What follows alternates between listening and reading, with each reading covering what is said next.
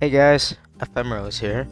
Well, sleep deprived Ephemeros. I'm currently recording this somewhere near the morning. Um, I'm probably gonna be passed out after this. I'll probably post this after I've woken up though and edited it. Anyway, I hope you guys are doing well from the last video as well. So not too recent, so I suppose you guys are kind of doing well. Anyway, this is the stuff I wanted to review. So let's just get the yap out of the way. It's not like I have any comments to address as of the moment, but I hope you guys have been doing pretty okay. Anyway, another Oceaniz video. Shout out to Fable. As he said, you can never go wrong with an Oceaniz video. And here we are. Part 1 of Scientists Explain Monster Hunter. I've been wanting to look at this, bro. I've been savoring this shit. Hold on, what are these ones? Alright, let's get it. Okay, hold on. Audio check. Monster Hunter is well known. Alright. Awesome. Oceaniz, I hope this guy's been doing well. 1 year ago, a video from 1 year ago though. Kinda crazy, but hey. Let's get into it. Is my face doing fine? My face is alright. Okay. Known for its roster of cool and iconic monsters. Monster Hunter is well known for its roster of cool and iconic monsters. While they all exemplify great creature design and fun gameplay integration, one thing that makes this gallery of critters stand out the most is the imaginative realism of it all. Oh yeah. That's no matter that's how why I like it. fantastical they may seem, most Monster Hunter monsters have a serious grounding in real biology and ecology, Oh, so which cool. informs both their place in the fictional world as well as their abilities and behavior as video game enemies. Super cool. Heck, this entire channel is dedicated to exploring yeah. that depth and grounding, after all. So Yeah, for it is sure. perhaps not surprising that in 2014, for the series' 10th anniversary, Capcom decided to invite 3 actual scientists to their studios Insane. and have them discuss and speculate on some of the monsters in the series. The result of that meeting was later released as Monster Hunter 10th Anniversary The Super Biology Report. a celebratory booklet that features numerous short articles about a wide variety of monsters. Amazing. These articles speculate on breeding behavior, biological Yeah, adaptations, okay. relations to humans, and much more, using the scientific expertise of the 3 guests. This is I sick, got my bro. hands on this booklet earlier this year and have spent some time Ooh. translating it, extracting all the juicy info on Deviljho teeth that I could Of course. find. Because I'm just that kind of freak, I guess. Fair. Today, I That's hope what we're here you're for. the same kind of freak, because I would like to I present know to you what many of kind the of ideas man and you concepts are. established in this report. Before we start, a quick word Atreus? Is that you, Atreus? What's going on, man? canonicity, and it is very important to me that you understand this. These 3 guests were presumably only shown some gameplay and maybe given a paragraph of lore to read before they wrote the discussions presented in this book and in this video. They are explicitly speculating to their heart's content, and so what I'm about to tell you is not to be taken as hard canon to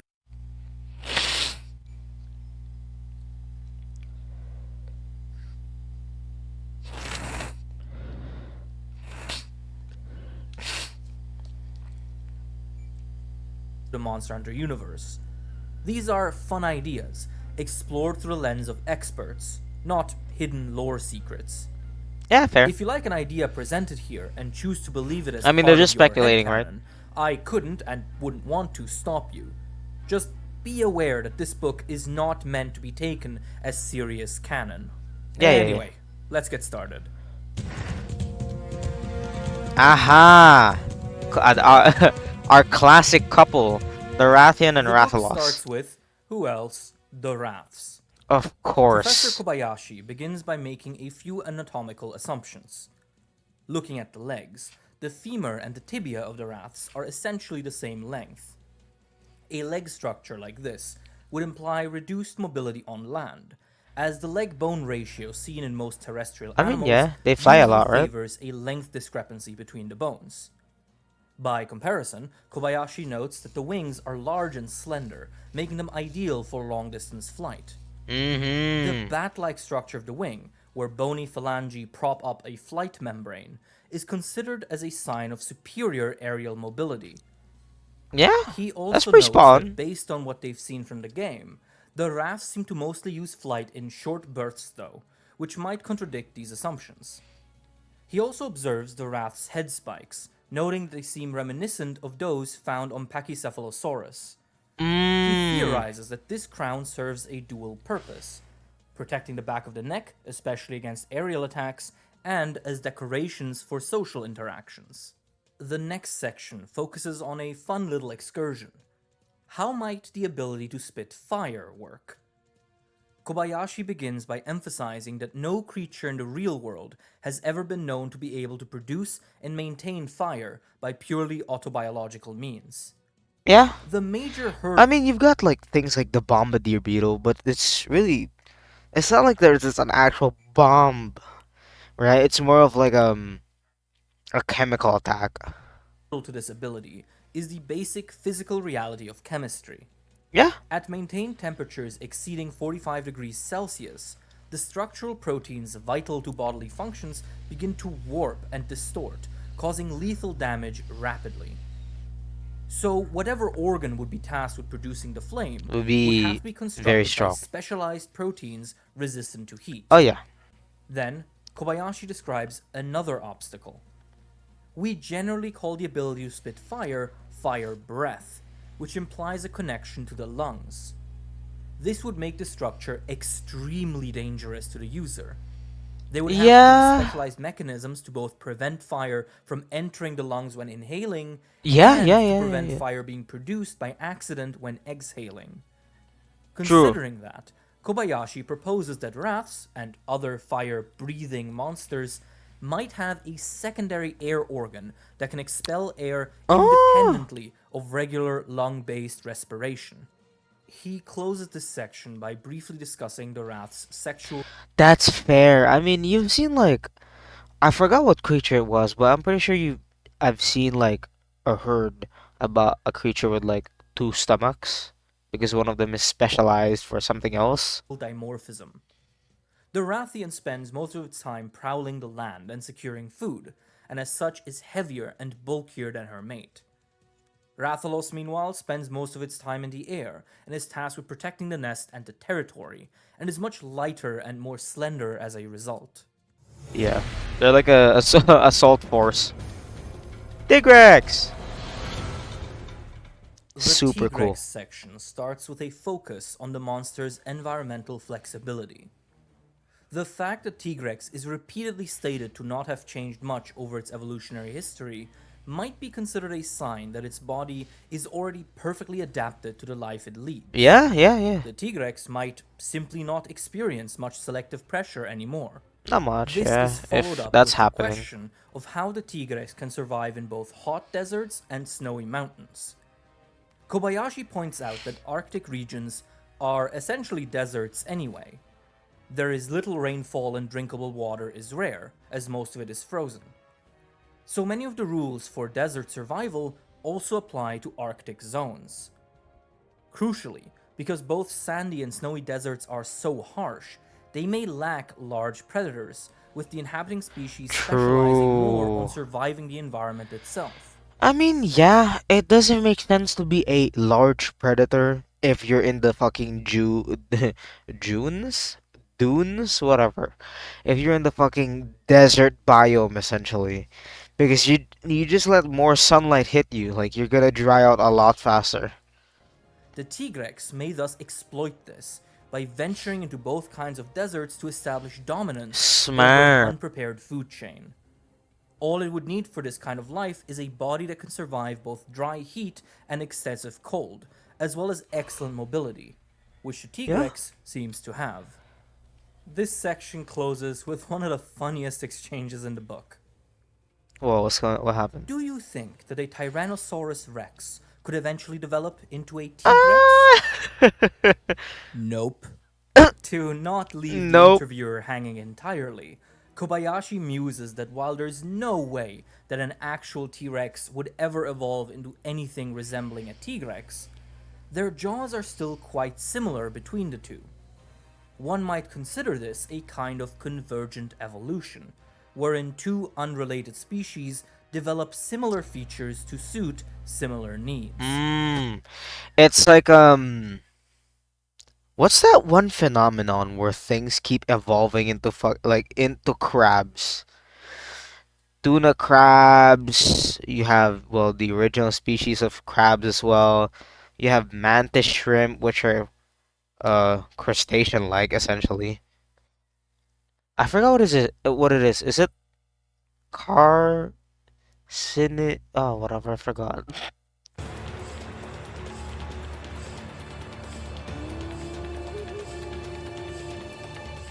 Moving on to Basarios and Gravios, the booklet first discusses the Basarios' unique behavior.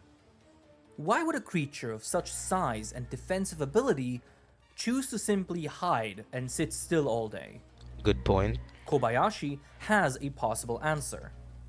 As stated by the square-cube law, when a three-dimensional body grows in size, its volume grows much faster than its surface area. Yeah. So, bigger shapes have a smaller surface area relative to their volume.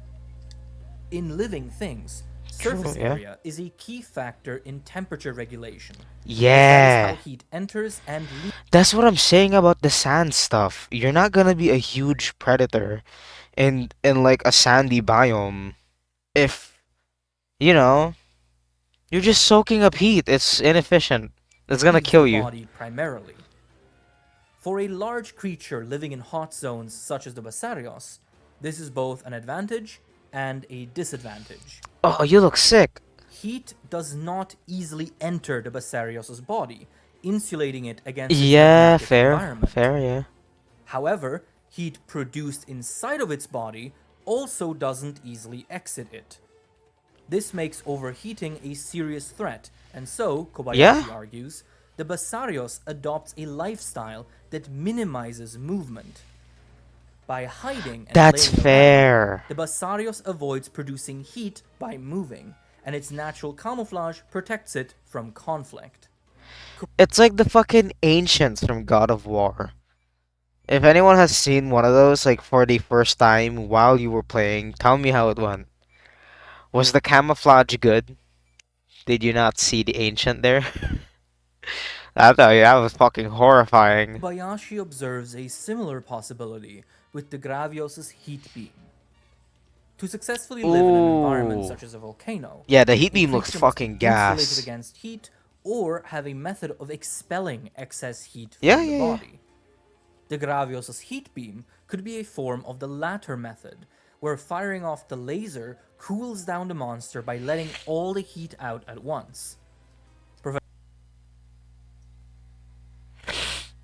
Professor Kobayashi compares this to sauropod dinosaurs, whose long necks and tails might also have functioned as heat-expelling mechanisms due to their surface area. The section then focuses on the monster's defensive structures. Basarios is covered in heavy, rock-like growths that likely make it too slow to actively hunt. Oh, yeah. This seems to fit with its hide-in-plain-sight lifestyle. Yeah. It likely either waits for prey to get close or ambushes it by slowly coming at it unseen. By comparison, Kobayashi notes that the ambushes prey, yeah. Don't you just hate it when a 1,000-pound pile of rock just sneaks up on you? Gravios seems to be armored with dermal bone plates, which are probably much lighter. As a result, he imagines that the Gravios lives a much more active life. Lastly, Professor Kobayashi proposes a fun little idea. Basarios are shown in-game to eat bugs, while Gravios are said to mostly eat ores and minerals.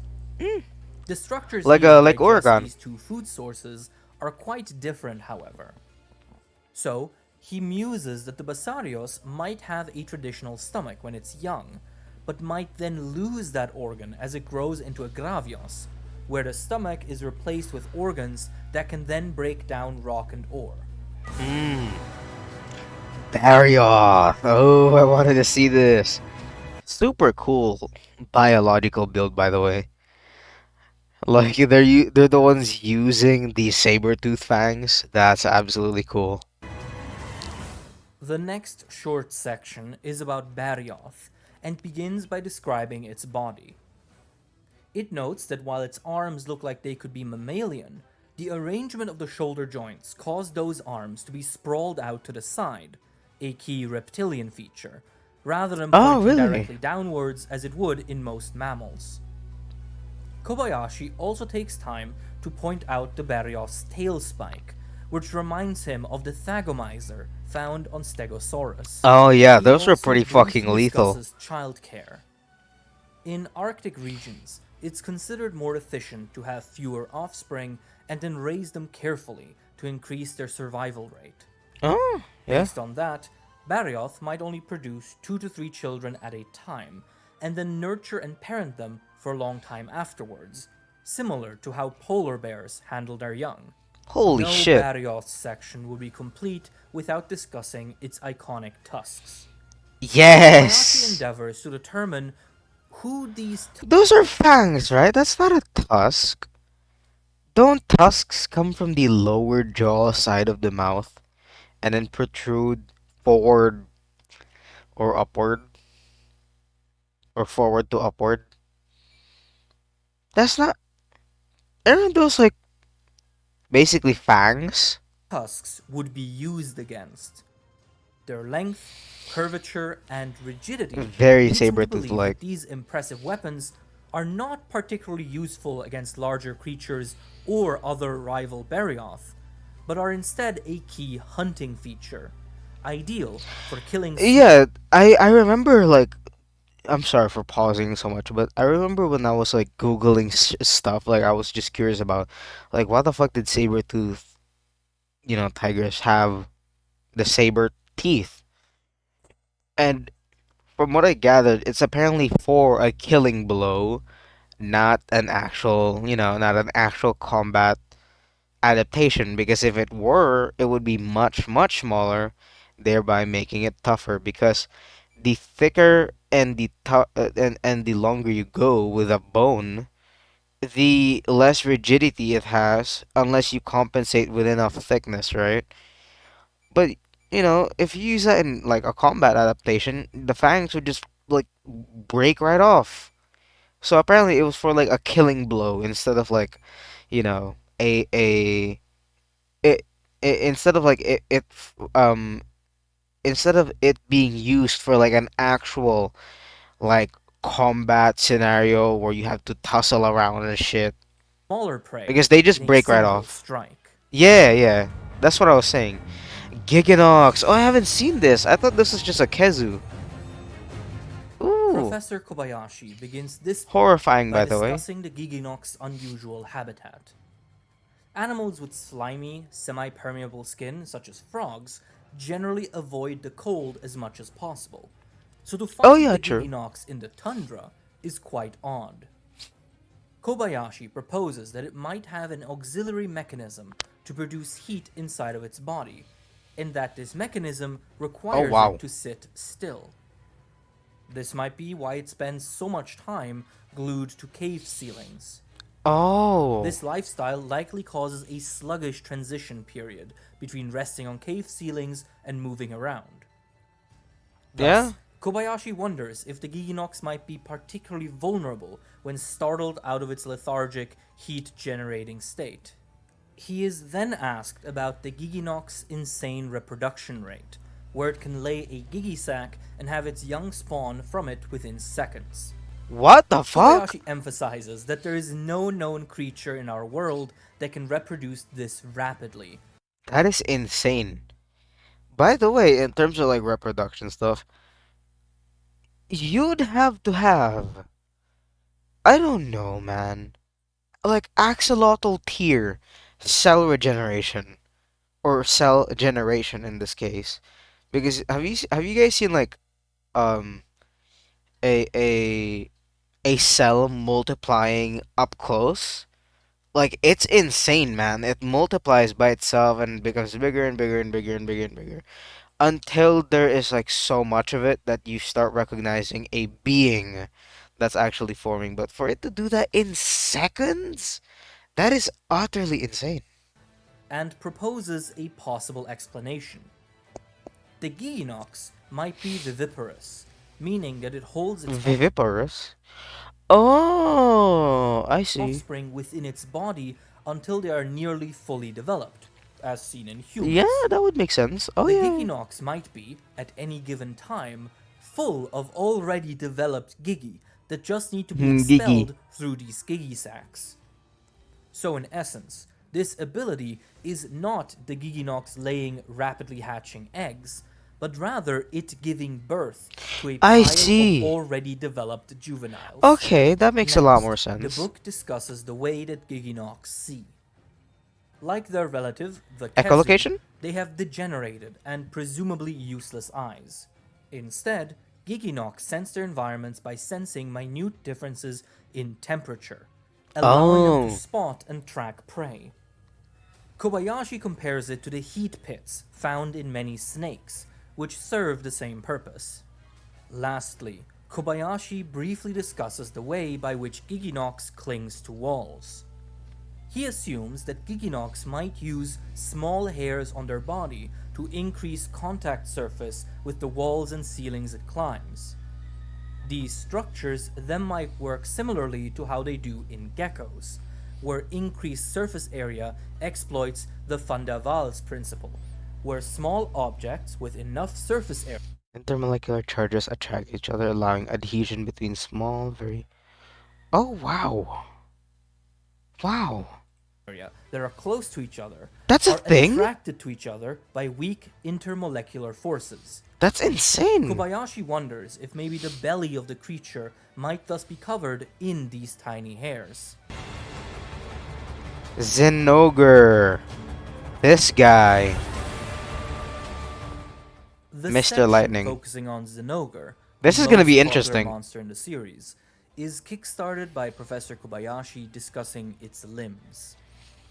The powerful, Similar thick to, forelimbs imply great mobility, and it is assumed that the Zinogre is a fierce attacker from any angle. Yutami Mori follows this up by investigating the Zinogre's epithet, Thunderwolf Wyvern.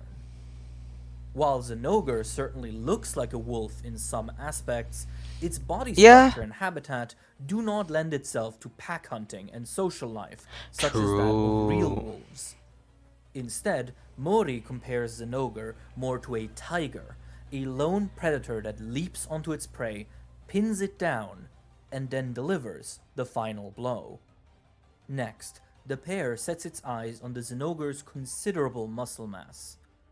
Kobayashi points out that the force and agility that the Zinogre displays are abnormal, and Oh, contribute oh. to above average success at hunting prey. Mori, however, stresses that muscles of this size and strength require an enormous amount of energy. True, yeah. The Zinogre's lifestyle also doesn't help. A key example of this is described in the Mind you, let's say most typical hunters here are quite muscled. I mean, look at the fucking weapons they're wielding. Let's say what? I don't know. From what I heard, right, the average intake of like calories is like somewhere around 1,800 to 2,000. Like in a human that's kind of sedentary and stuff, or just, I don't know, average. But the thing is, right, this is the crazy part. The hunters probably have a baseline calorie intake, or at least a needed baseline calorie intake of what, maybe 2,500 or more. Now imagine how much the Zinogre would have. there's affinity for jumping. That's a lot While of small calories, animals man. such as fleas can easily jump many times their height, the larger a creature gets, the exponentially harder Yeah. jumping becomes. The leaps performed by a Zinogre thus must take an insane amount of energy and likewise necessitate continuous successful predation. But hunting may not be the only way to procure nutrients for the Zinogre. Kobayashi homes in on the Zinogre's snout and compares it to that of Spinosaurus, a controversial dinosaurian theropod that is believed to have at least partially lived in and near water. A snout like this minimizes water resistance and allows for quick lunges at underwater prey. Thus, Kobayashi wonders if Zinogre might supplement their diet with fish. Mori then moves on to talk I about mean, hey man, if you're that big and fucking hungry, you must be just fucking hangry all the time. You're just pissed and hungry, bro. So I mean, if you can like catch fish, I don't see why you wouldn't do it. Zinogre's most striking feature, its electric ability, which it derives from a symbiosis with fulgur bugs. Mori begins by theorizing how fulgur bugs may be able to produce and maintain electric charges in the first place. These critters might be utilizing ionic imbalances between their internals and the air around them to generate a weak electric charge. Being so small, a single fulgur bug can likely only produce a small charge. Yeah. However, Mori theorizes that since fulgur bugs are always seen in swarms, their electric charge may in fact depend on their collaboration. By joining together, the weak charges of the individual bugs enhance each other and combine into a powerful charge held by the entire swarm. If their ability to produce electric charges And thus depends on held their by the ability beast. to congregate, then their fulgur bugs would greatly benefit from a place to do so safely. That, Mori argues, is where the Zinogre comes in. Its fur serves as a perfect swarming ground for fulgur bugs, as it is easy to navigate for the bugs, but hard to access for predators. In Yeah. exchange, they lend their charges to the Zinogre. But the wyvern might get even more out of the symbiosis than we previously thought. Mori proposes that since fulgur bugs glow, their main predators likely hunt them by tracking that glow. Should, for example, a gargua wander towards the glow of fulgur bugs, it might run into the Zinogre that hosts them. So, by allowing fulgur bugs to live on and around it, the Zinogre essentially sets a trap that allows him to score a few easy kills on smaller monsters that usually feed on fulgur bugs. My favorite, Pickle Boy, Deviljho. The section on Deviljho begins with a focus on its teeth. Also, Deviljho is very dinosaur looking. The most dinosaur looking one, I'd say. Also, yes, the teeth on the chin and the upper lips. What is going on there? Kobayashi Genuinely. points out that while mammals only ever grow two sets of teeth across their lives, has my audio been some working? animals, such as sharks, Okay, yeah. are polyphyodont, meaning that they continuously regenerate teeth throughout their lives. Wow. The Deviljho seems to be one such case. Wow, This okay. wyvern's version of polyphyodontomy reminds Kobayashi of how this concept functions in some crocodilians, where every tooth is replaced once per year. This would mean that by counting the teeth that Deviljho has pushed out of its mouth to make space for new ones, one could determine its age. So, for example, if the Deviljho has 30 tooth sockets and lives for 100 years, then it will grow a total of 3,000 teeth across its life. Next, That's insane. Kobayashi is asked if he believes that cannibalism might be common in Deviljho.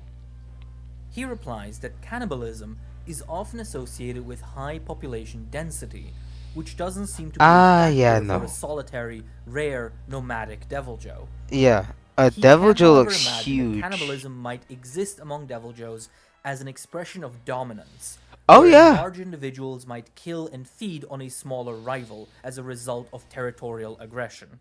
Lastly, Kobayashi takes the opportunity to comment on the idea that Deviljho disrupts and destroys the natural balance. Oh. An aggressive, powerful, and voracious creature such as invasive? Deviljho would certainly cause a lot of chaos wherever Yeah, it appeared, okay, but yeah. ultimately, the Deviljho is itself part of the natural balance. True, Kobayashi ultimately, concludes yeah. that if the Deviljho were to destroy an ecosystem, it would likely have negative consequences for the Deviljho as well. Yeah. So, there must be some mechanism to keep everything running smoothly. Duramboros. Oh, this guy. Big Minotaur horns. First, Professor Kobayashi discusses the enormous defensive abilities of the Duramboros. Its massive horns are akin to those of a bull or ram, being solid and constant, rather than needing to be shed like the antlers of a deer. Its size repels most would-be predators, but its primary defense mechanism is its durability.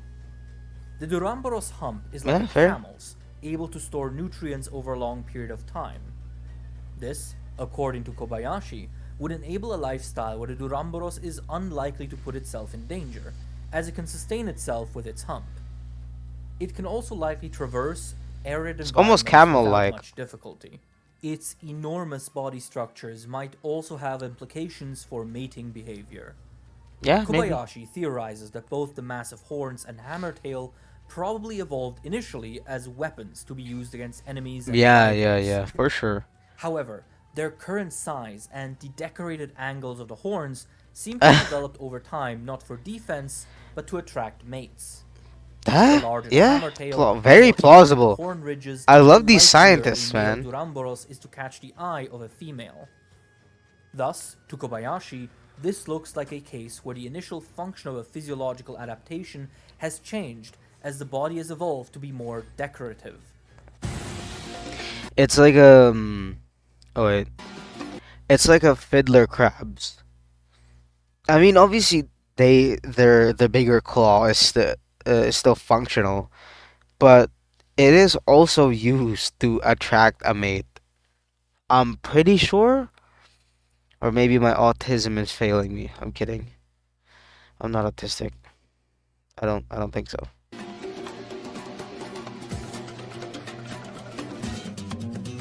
The That's a booklet- lot of drones.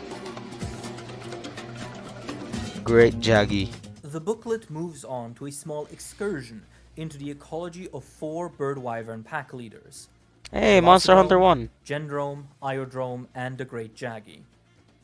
Professor Kobayashi begins Yeah, I've seen this one before. Not the what the actual the Great Jaggy, but the neck thing. You Drome, see those like Iodrome, neck and the Great flaps? Jaggy. Yeah, Professor those ones. Kobayashi They were on a begins by dinosaur. pointing out that compared to most monsters in the series, these 4 are rather small. This is not a bad thing. He points to dinosaurs such as Deinonychus as examples of smaller, lighter builds being quite successful. According to him, these bird wyvern might even be able to reach running speeds of up to 50 kilometers per hour. Damn. We next get a focus of the 4 wyverns' teeth.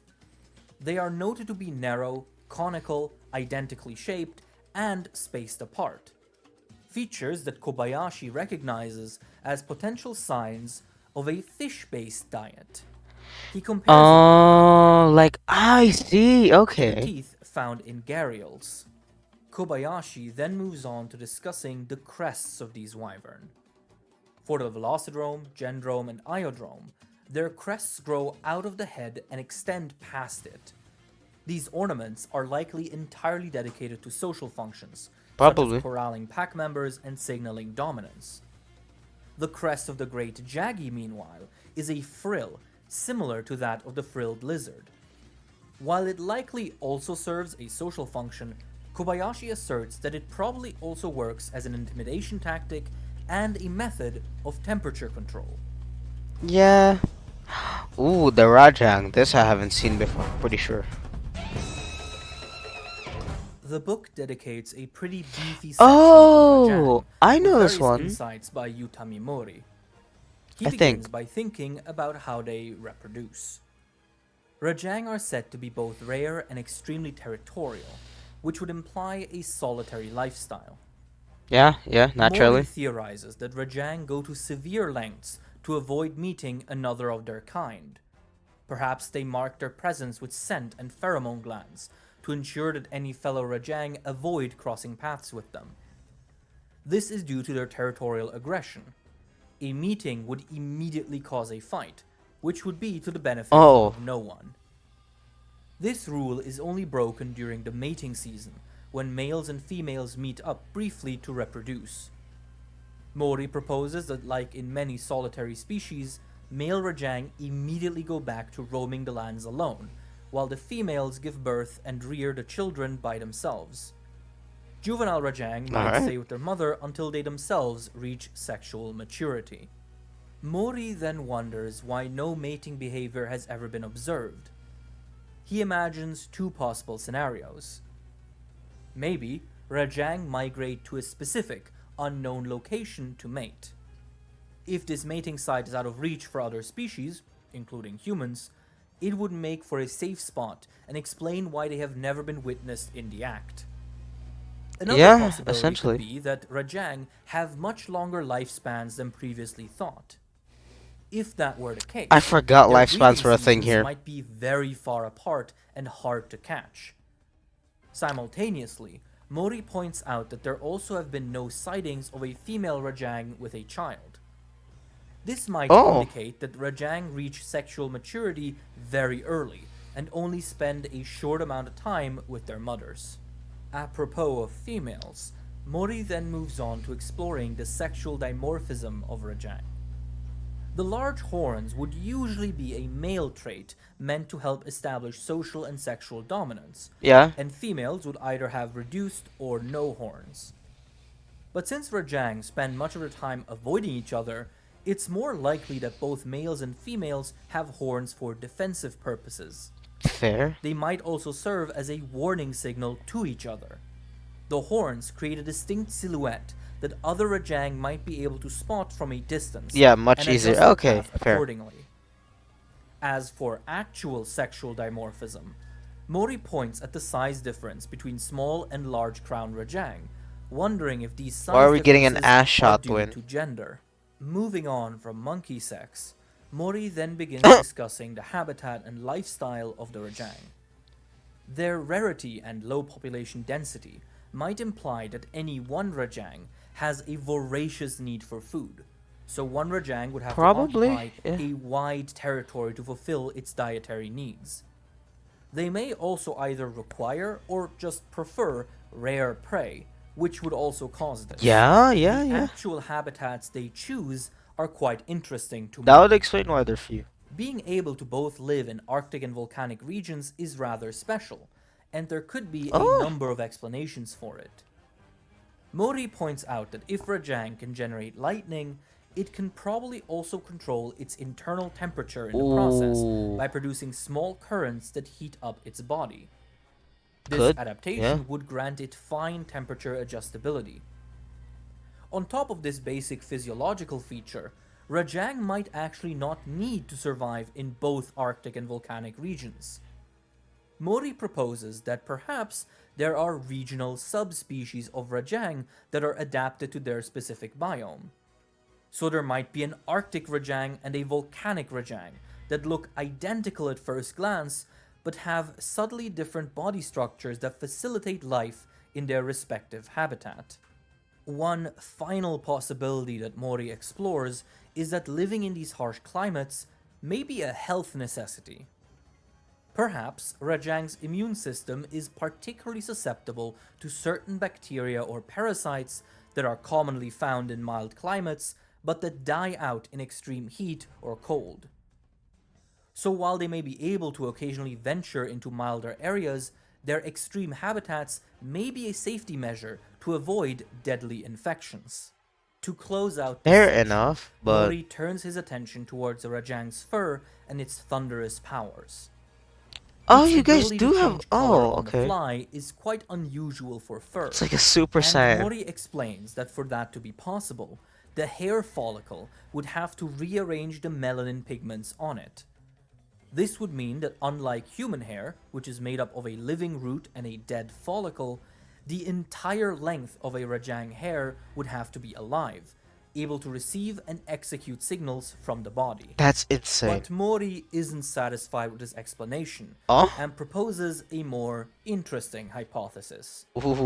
Sometimes, polar bears that are kept in zoos located in warmer climates will turn green. What the fuck? This happens because the fur of polar bears isn't actually white, but translucent in a way that scatters light. Their hairs are also partially hollow, Swear and when down. exposed to warmer waters, these hollow spaces become nesting grounds for microalgae, which in Oh turn my god. make the fur appear green. That's insane. Mori theorizes that Rajang's color-changing fur might work similarly. Its dark brown coloration might be the result of bacterial colonies nesting inside of its fur, and that when the Rajang becomes excited, either an electrical or chemical signal stimulates these bacteria and their metabolism, Wow. causing them to change color rapidly in the process. Mori then takes this hypothesis one step further. If we accept that Rajang's fur is saturated with symbiotic bacteria, and its fur plays a key role in displaying its electric abilities, it could be that those bacteria play a key role in generating that electricity. Bro, oh my god. All this for some lightning, by the way. Perhaps Crazy. the bacteria nest on the Rajang as a means of protection, and in return Yeah. grant the Rajang a small Classic electric charge symbiosis. as a rent payment, similar to what happens with the Zinogre. Yeah, I was about to Beyond say. just using the sum total of those charges as a weapon, this may also feed back into the Rajang's ability to survive in harsh environments, as Could its be. aforementioned temperature control might depend on this interaction as well. This would make the Rajang a truly amazing example of symbiotic success. Ooh, these guys. Dude, hold on. Audio check. Audio check. Alright, we're doing good. Hey. Mori describes the Congalala as being highly reliant on visual and olfactory signals. You The think? Congalala is said to accumulate a whole library of scents from the mushrooms it consumes, and these scents can either be used as weapons, such as poison gases, or as social cues for the packs that they live in. The highly decorated bodies, meanwhile, likely serve as status symbols or other hierarchical functions. Mori Could then be, moves yeah. on to the Congalala's unique body structure. A fully prehensile tail like the one it has is usually a sign of arboreal life, as are the long claws. But Congalala are not arboreal. They are firmly terrestrial, using their tail as an additional limb for grabbing food rather than branches.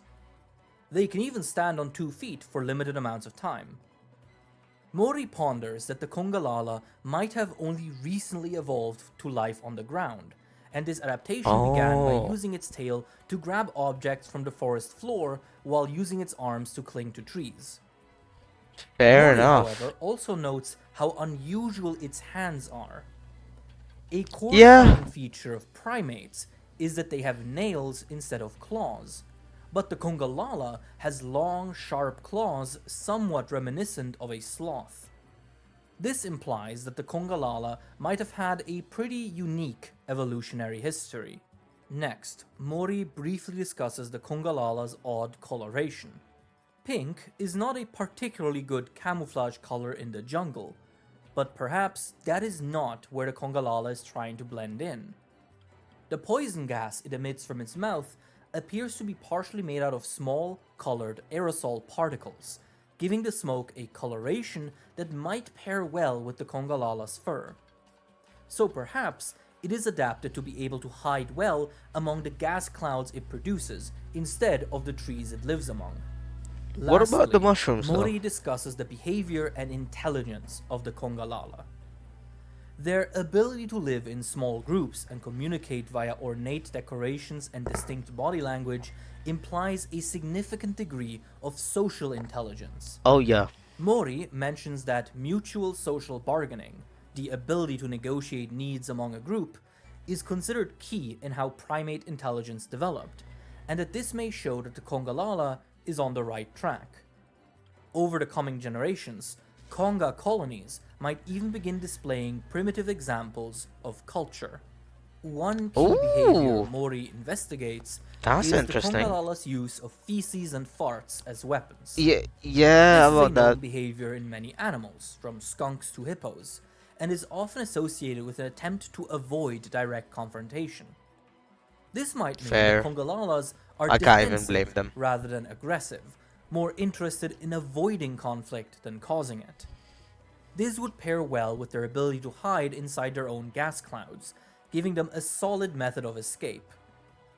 Mori compares this to the timid yet deadly disposition of bears, and warns readers that should they ever encounter a Congalala, they should walk away slowly without turning their backs to the beast. Blangonga. Blangonga. Dude, holy shit. This I need section some sleep after focuses this. on the Blangonga's hunting behavior. Like These the are so Congalala, cool, though. it forms packs, but instead of Yeah. bonding through decorations and social rituals, Blangonga form intimacy by hunting together and successfully executing delicate strategies. Mori describes this as another sign of high intelligence, and Yeah. points out that it Strategizing? might surpass that of the Congalala. Yeah, that's insane. Crucially, despite their life revolving around hunting and eating meat, Blangonga have flat teeth, which would imply herbivory. So what we might have here is a herbivore that has, through social structuring, unlocked the ability to hunt and devour meat. Something that is quite reminiscent of human evolution, Mori states ominously.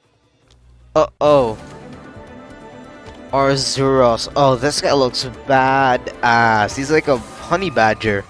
Mori begins this section by, what else, discussing the breeding habits of Arzuros. Of course. If they are similar to bears, as implied by their appearance, then they probably live solitary lives until the breeding season, after which females take care of their offspring.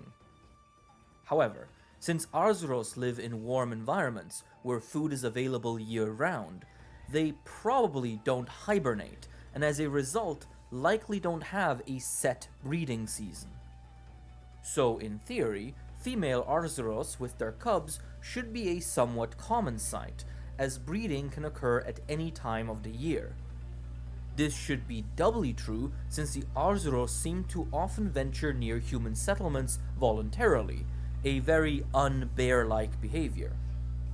But despite this, Arzuros cubs have never been sighted.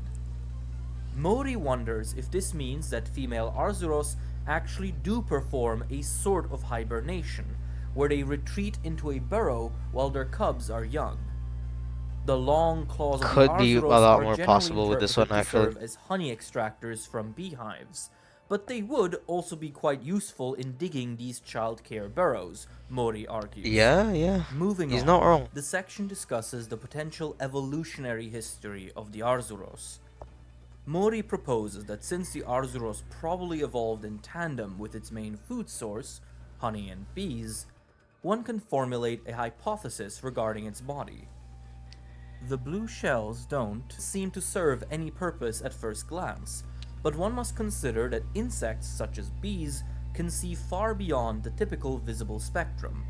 So, Oh. according to Mori, it's possible that the shell of the Arzuros appears blue to us, but is actually lined with various colors and patterns invisible to us but repulsive to bees. The shells on the arms might also have developed for a similar purpose. Oh, that's While smart. they may initially seem to serve a direct defensive purpose against human hunters, that isn't actually the case. When the Arzuros feels threatened, it stands up on two legs. Very at which bear-like. point its forearms are too far up and angled incorrectly to be used to deflect attacks from hunters. Yeah. So instead, Mori proposes that these shells are a remnant from when the Arzuros' ancestors were much smaller. These ancestors likely still ate honey, and in order to get to it, they had to plunge their entire arms into beehives. The shells on the arms would then provide direct protection from the bees and their stingers. Yeah. As well as like the ground in general. You're digging into dirt, man. Mori begins by pointing Wait, out which one is this? Lagombi. Mori begins by Don't know pointing this out one. that the Lagombi might not actually be as agile as it might seem. Very rabbit-like. While it is fast, its size and weight make delicate maneuvers quite difficult, which is why its speed mostly manifests as sliding in a straight line. Mori highlights that this might be why its ears are so developed, as being able to Oh. pinpoint a target accurately Oh, is yeah, okay, vital fair. when you can't make fine adjustments after you start moving. True. Mori then proposes that the Lagombi's hearing might have an even more sophisticated purpose. It is known that they store food underground, and that they are extremely good at finding stashes they buried long ago. Mori Oh. hypothesizes that the Lagombi can produce ultrasonic sounds that we can't hear, but that bounce around the environment and even underground. Like Smart. the bat's Yeah. echolocation, this allows a Lagombi to map out its environment by sound alone.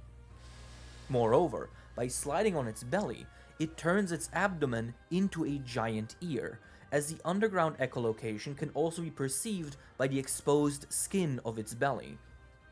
Mori compares this to how elephants can communicate by producing low-frequency sounds that other elephants then perceive as vibrations through the soles on their feet. Mori then moves on to discuss the Lagombi's size. In accordance with Bergman's rule, large body size is actually advantageous to living in cold environments, as a larger state will have more volume in relation to surface area, That'll thus keep you being warm. better at retaining heat. Yeah, Remember yeah. the square cube law. However, most large Arctic creatures then minimize the size of any thin, external body structures such as ears to not lose additional heat. Smart. The Yeah. Lagombi's massive ears, as well as its Oh, furless belly, true. are thus quite unusual. Mori assumes that they might have a very efficient fat insulation, which, thanks to their size, offsets any heat loss through the ears and belly. Lastly, Okay. Mori proposes a possible evolutionary history for the Lagombi. Their ancestors might have been small, bat-like creatures that heavily relied on echolocation. When they moved into Arctic regions, Bergman's rule kicked in and their body size began to increase. But because these ancestors relied so heavily on their echolocation ability, They didn't lose they it. could not afford to reduce the size of their ears. So, natural selection favored those individuals that grew even larger, beyond what is normal, to offset heat loss from the ears and allow them to remain Smart. large and Yeah, effective. yeah. It's just a hypothesis, but Yeah, Mori but- finds that it might explain Yeah. how the Lagombi can be so large while outwardly resembling. Honestly, I get most of these are like, oh, this is a hypothesis, this isn't canon, this isn't actually like an explanation, for the game. But like, it's super cool because these could be like very well, like just straight up true, you know? A hare. I do not know this one. Mori points out that the Kecha Wacha seems to be a mix of various creatures. Its overall appearance is reminiscent of a lemur, but the way it moves Oh. from branch to branch is more emblematic of a gibbon. Its trunk I don't seems even know similar those to two that of a animals. tapir, and its claws look like those of a sloth. Wow. Mori suspects that this creature had a pretty interesting evolutionary history, and begins speculating. Based on the large eyes, it's possible that Kecha Wacha's ancestors were nocturnal. Its body seems to be largely suited for arboreal life, but its size would make living in trees quite difficult. Its massive claws are obviously meant to grasp at branches, but they can also be used to walk on the ground using a knuckle gait. So, A knuckle according gait? to Oh, Mori, I see. the Kecha Wacha's ancestors were at one point small, nocturnal, entirely arboreal creatures.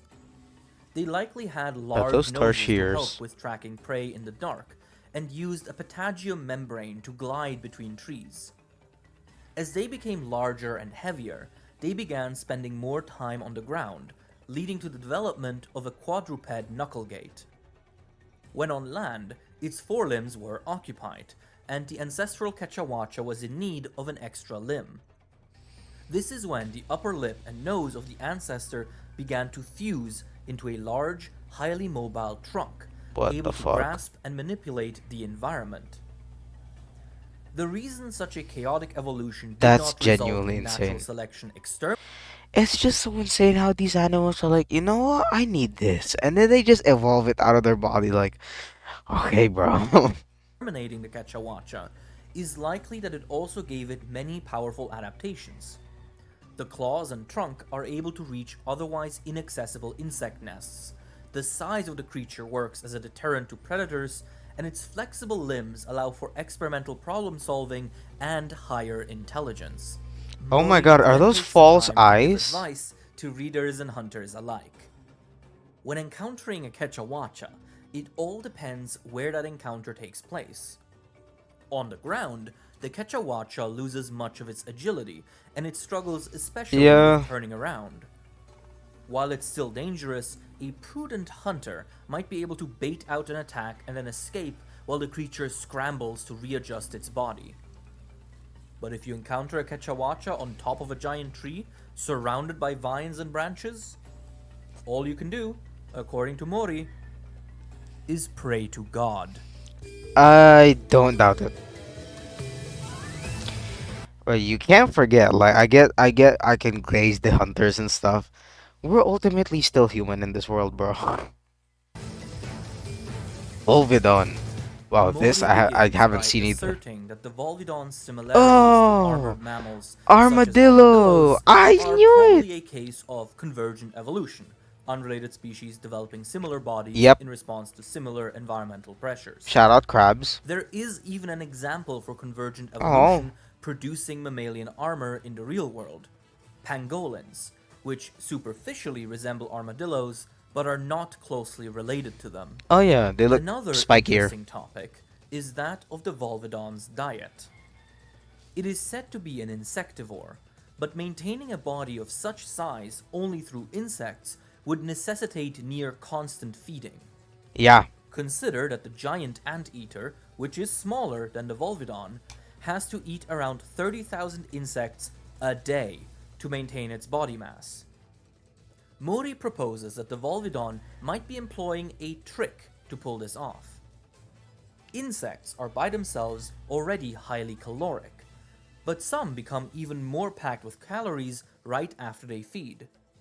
Altaros, Jesus. for example, suck sweet nectar out of plants and are afterwards filled to the brim with energy-packed fluids. Many other insects store undigested food in their bodies to bring back to their nests.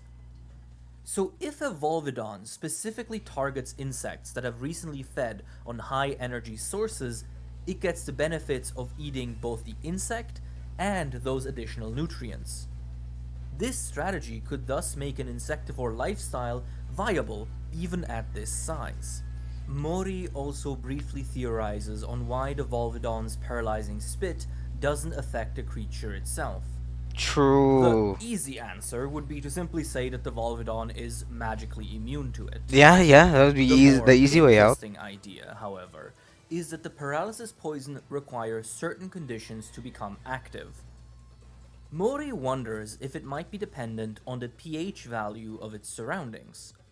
Neutral or basic pH surfaces, such as human skin, would activate the poison on contact, causing it to take effect. The inside of the Volvidon's mouth, however, might be highly acidic, thus disabling the paralyzing poison while it's in there.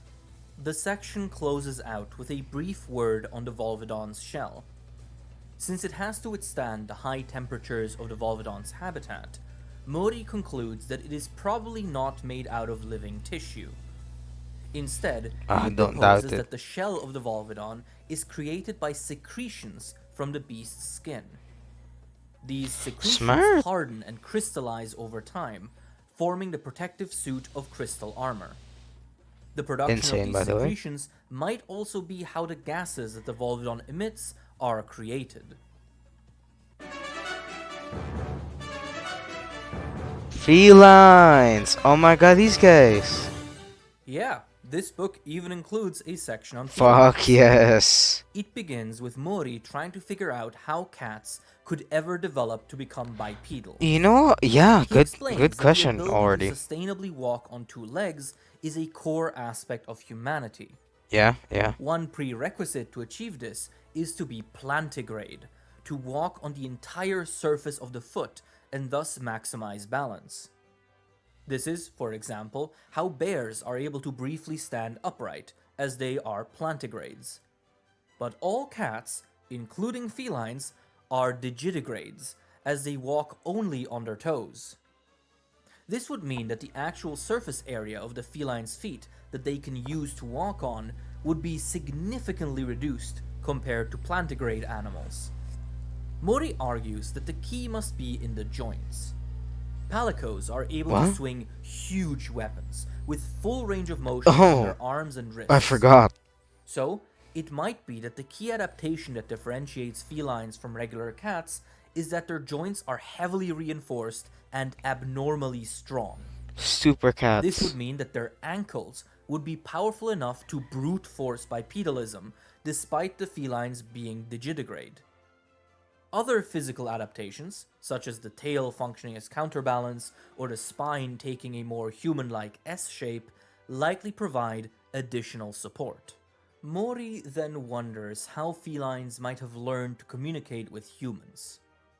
In humans, the emergence of linguistic communication is inextricably bound to the development of complex social structures and communities. In a sense, the ability to live in large organized groups is both the prerequisite and the result of language acquisition. Felines seem to have this part figured out, as they do in fact live in organized communities out in the wild. Yeah, they live in with us. Mori theorizes that out of those communities came felines with above average communication skills, which then sought out humans as a survival tactic. See? After all, why not ally yourself with such a prolific and successful species? Thus, the existence of humans might have propelled felines to develop language skills in an example of co-evolution. Mori is then asked a heavy question. Oh? Could mealinxes, the mischievous, non-cooperative felines that harass hunters, rise up and exterminate humanity? Mori, to his credit, takes this question quite seriously. Okay. He argues that in order for two species to engage in behavior that would lead to extermination, they would have to be competing over something. Resource or location vital to the resource, survival of location, both. mates, whatever. Mealinxes seem to live far away from humans and only bully them when they run into each other. That's insane. They seem entirely independent from humans, and humans have no reason to seek out mealinxes. Yeah. Thus, extermination conflicts between the two seem highly unlikely. Mori also stresses that should such a conflict happen, he'd expect humans to win. Lagiacrus. Oh my god, I was right.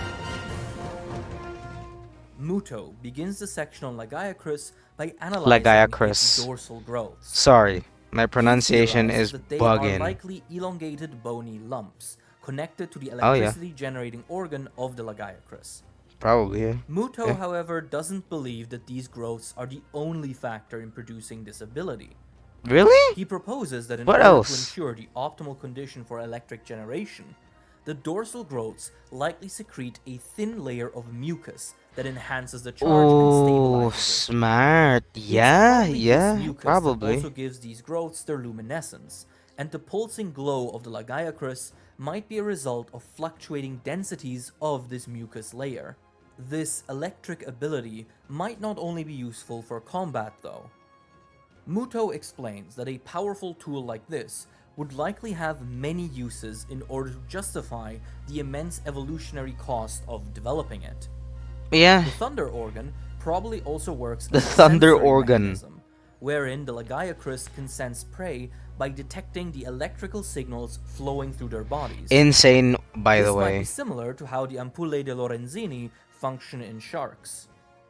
Muto points out that the Lagiacrus' side horns may be the detectors for this very mechanism. Next, Muto investigates the Lagiacrus diving skills. Yeah, in order for a large creature to be able to stay submerged, those horns don't really look like anything for like attacking. So yeah, again, it must very either plausible. Be able to stockpile large amounts of oxygen beforehand, or have a generally low rate of oxygen consumption while underwater. Muto rules out option 1, since storing enough oxygen for something as big as a Yeah, Lagiacrus this is would huge. probably cause severe diving sickness. Yep. Instead, Muto points out that the Lagiacrus superficially resembles crocodilians, and so assumes that it uses a similar method to reduce oxygen consumption. A unique structure located near the heart, called the foramen of Panizza, allows crocodilians to switch their metabolism between an active and a resting mode, allowing the animal to finally control and limit its oxygen consumption while diving. The Yeah, that Lagiacrus' would work. diving ability probably works similarly. Muto then mentions that a major contributor to oxygen consumption is the brain, and that more developed True. brains lead to a need for more oxygen. Thus, he jokingly concludes that the Lagiacrus may have an underdeveloped brain to optimize its oxygen Oh my household, god. and that the Leviathan might be quite dull as a result. I mean, hey, if it works and you're able to live, I don't see the issue, man. Again, that's the shit with evolution, bro. If it works, it fucking works. They don't give a fuck about changing it to make it look fancier or anything. The section then ends by briefly discussing possible natural enemies of the Lagiacrus. Muto argues that since it relies so heavily on its electrical powers, the most serious danger might be posed by parasitic microorganisms that attempt to nest on and erode the dorsal growths. Additionally, it's likely that the Lagiacrus uses the light produced by its dorsal spines as a means of communication with its peers. Or to see So if underwater, another creature could maybe? mimic this light, the Lagiacrus might be susceptible to deception and confusion, True, yeah. especially if it's as unintelligent as Muto suspects. Yeah. The Gobul. Gobul? Ugly motherfucker, by the way. Gobul holds many mysteries. Oh, and that Muto mouth, bro. starts by Swear trying to down. figure out their sexual dimorphism. If the Gobul is similar to anglerfish, then male Gobul are probably quite small. This would mean that all the Gobuls we see in-game are females. Muto even wonders if the males might be parasitically attached to females, as it happens with anglerfish. Juveniles are a more Horrifying, by the way. matter to unravel. Muto muses that Gobul might spawn in the deep sea before migrating to shallow waters, like eels. That might explain why they are never sighted in their smallest phase, as they would be deep underwater during that period. Another possibility could be that juvenile Gobul just look nothing like adult Gobul. Maybe, and are yeah. thus mistaken for an entirely different species whenever they are found. Lastly, That's horrifying. Muto imagines some of the commercial uses of caught Gobul. Like pufferfish, Gobul accumulate poison in their bodies as part of their diet. So they're Holy shit, that's horrifying. Gobul accumulate poison in their bodies as part of their diet, so they're likely Oh my just God. as difficult to prepare for consumption.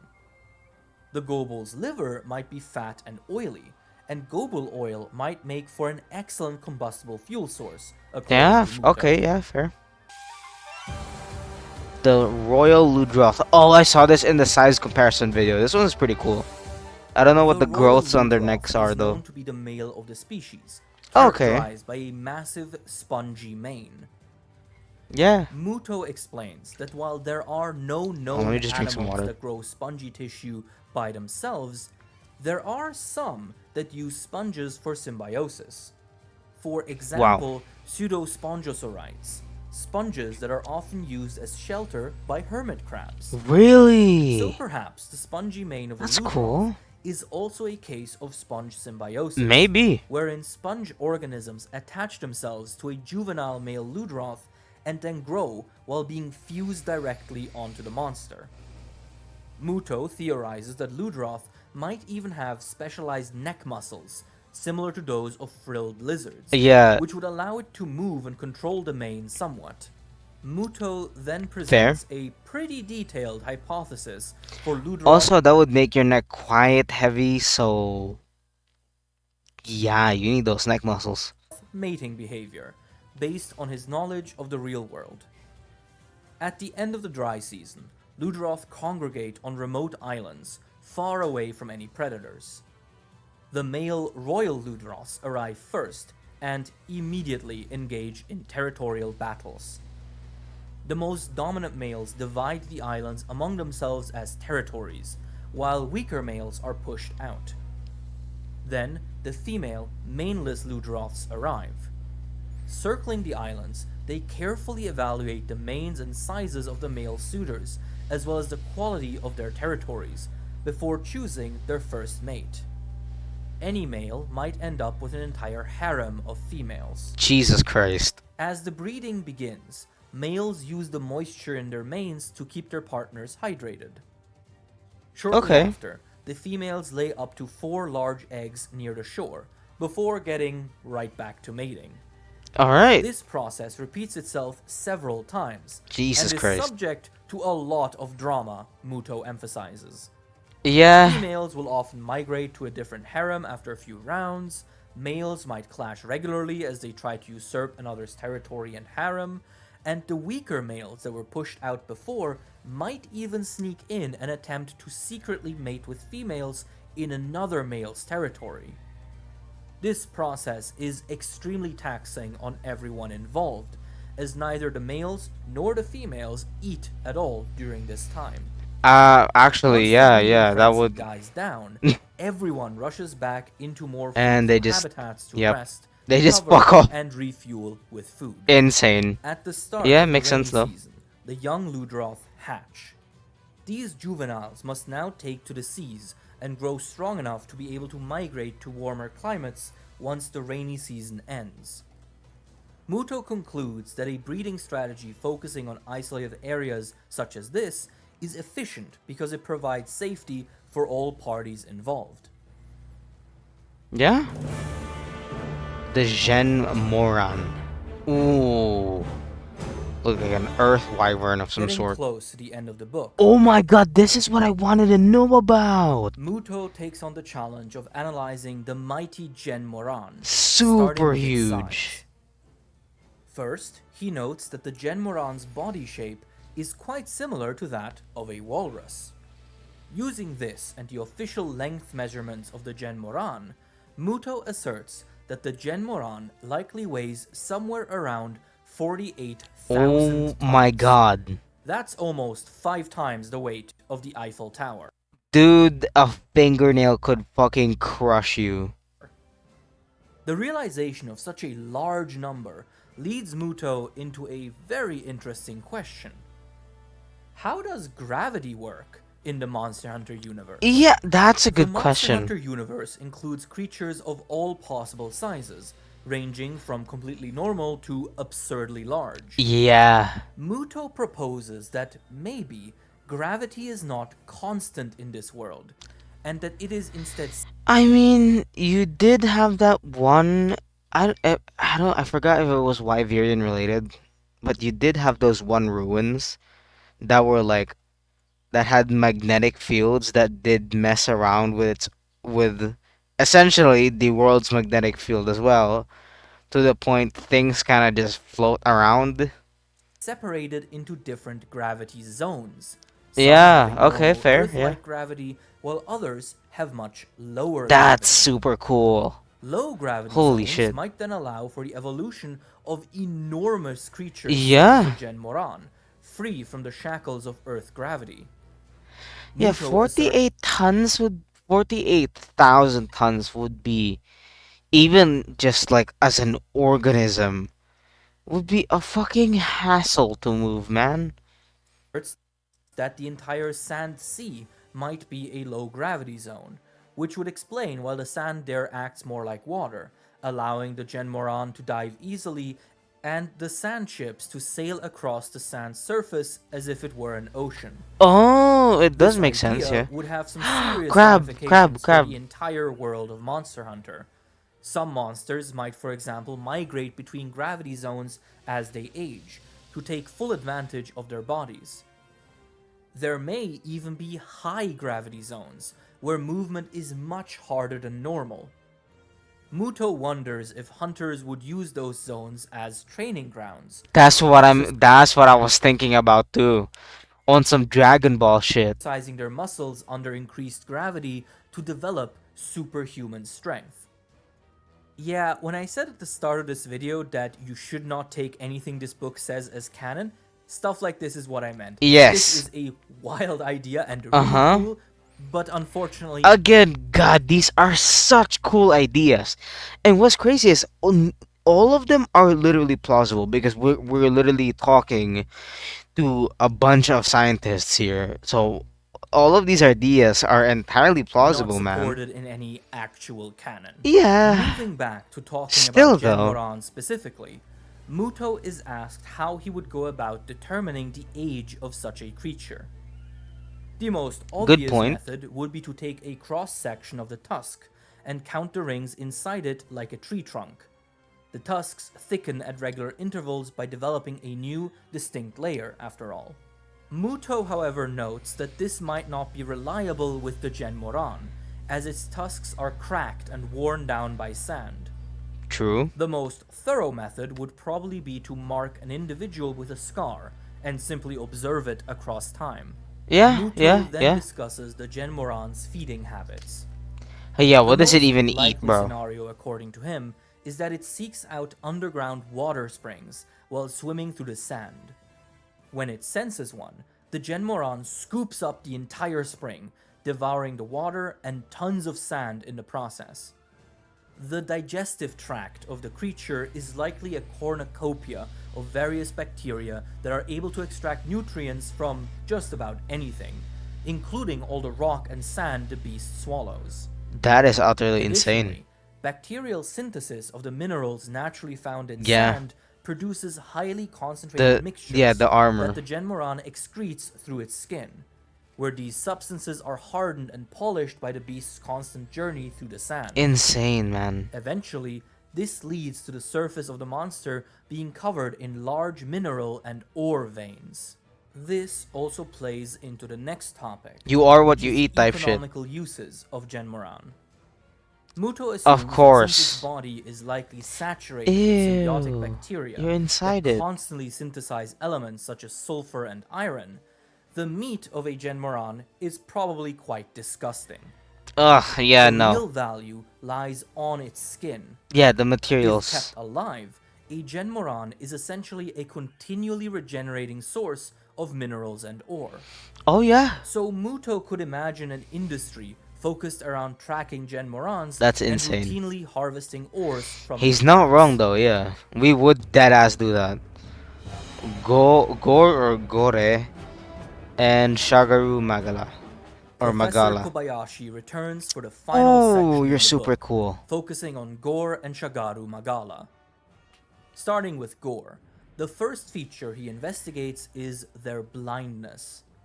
Really? They're blind? Gore Magala must have another way to sense they the don't world, have eyes. and proposes that it senses heat signatures using specialized organs. Maybe. This would likely function similarly to the heat pits found on the heads of snakes. Yeah. As to why Gore Magala are blind in the first place, the horn Kobayashi things. wonders if their ancestors were originally specialized to live in caves or underground. Maybe. Since Gore Magalas are juveniles, maybe the species used to reproduce in the dark, where the young didn't need eyes. Moving on to the rest of the body, Kobayashi points out how bizarre it is. 6 limbs is quite unusual for such a large creature. 6 limbs? Even what more the so fuck you need when all that 2 for? of those limbs are wings. He wonders if this may have been the result of a birth defect that entered the gene pool. The Gore's maturation process is just as bizarre. It molts, but not like lizards do, where the skin peels off to reveal a shinier, like crabs? identical creature. Like crab molts. Instead, Gore molts like an arthropod, where an outer shell is discarded and the shape of the animal can change drastically in the process. So like a spider. I've seen a huntsman spider molt before right in my kitchen. I was guarding it, but I've seen them essentially molt. That's how they really. That's These weird. idiosyncratic features make Kobayashi wonder if Gore Ew. Magala is, in a Oh, sense, you're an fascinating. amalgamation of all possible forms of life. The Maybe. final section asks the question of why Gore and Shagaru Magala are so rare if they are so powerful. Surely a dominant species like this would propagate far and wide, right? Not. Kobayashi explains that in nature there is such a thing as being too successful. Yes. The Magalas are likely indeed overwhelming forces of nature, and they probably have no trouble securing prey. But being so good at it, they probably exhaust the resources in their environment rather quickly. Yes. I've seen this in a natural documentaries post in where if the population of like an apex predator like this one, the gore or the or the what's its name again? Something something Regala. Um, essentially they'd have to start not they'd have to, but they will start like killing each other like in terms of like because competition. Sorry, just choked on my own saliva. Jesus Christ. You have competition and then competition for other resources as well, so that's why it's super No dangerous to. prey means that the Magala population Yeah, declines yeah, that's what as I'm it cannot saying. support itself, which in turn allows prey populations To to increase increase again. and then it just So the stabilizes. Yeah, Magalas probably live on a finely balanced cycle of yeah, low and high population numbers, inversely proportional to the availability of their prey. true. Yeah, This I suppose hunger equilibrium would do seems to you have in as settled well. on a small number of Magalas existing at any one time on average. And that's it. I hope you Oh enjoyed man. it. I sure did. Oh It's my probably god. one of my favorite additions to my collection so far. There is actually a second book like this that I discovered while making this video. It's focused on the Monster Hunter world and Iceborne Oh, super monsters. So let me cool. know if you'd like me to translate and present that in a possible part 2. Fuck yeah, Anyway, man. thanks for watching as always, folks. I'll see you Oh around. man. As always. Okay. I hope you guys enjoyed that video. It was actually kind. I will be. I'll be real with you. I'll be so real with you right now. It was kind of.